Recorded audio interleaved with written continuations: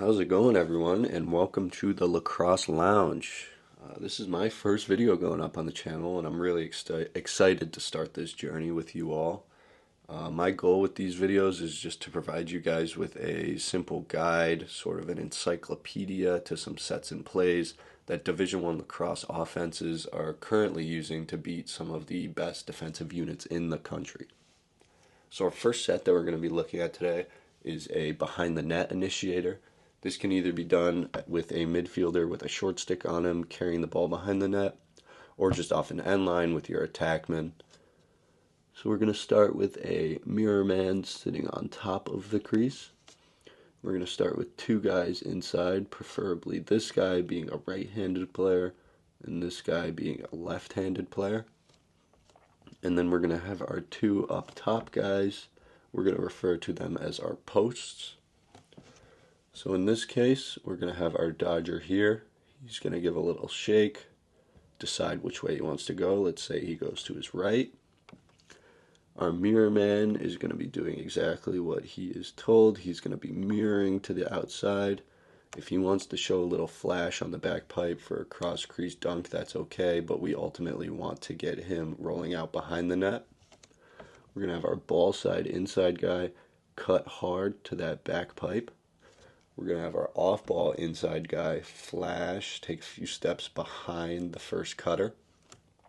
We're going to have our posts just drift away from the ball, freeing up all that space for the dodger to come all the way up the hashes.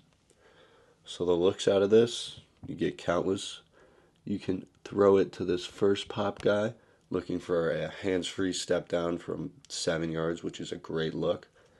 If two defenders jump this pop guy, we have that back pipe cutter.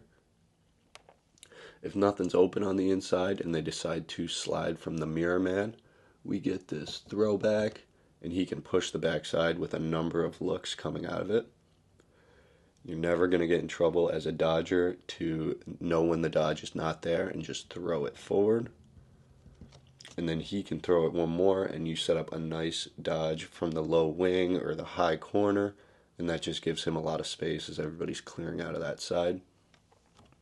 And then if everybody on the defense decides to slough in and help that off-ball action, then we get that a little risque, over-the-top look. This guy's in a nice shooting spot. He can get a hands-free step down. If not, he can re-attack that backside. So here we have Virginia running this against Notre Dame a few years back.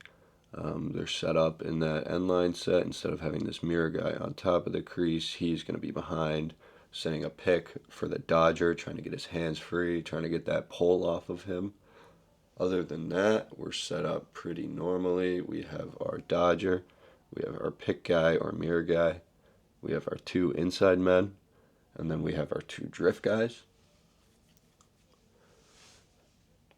So our dodger sets his guy up.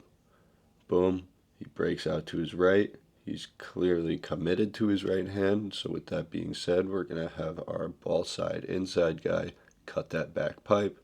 We're going to have our other man flash right behind his back looking for space. Then we're going to have our two drift guys. They're going to be floating up top. They're not necessarily drifting every time. They're just looking for that open space. But in this case, they have to slide to the dodger, and we find a wide open dunk to our back pipe cutter.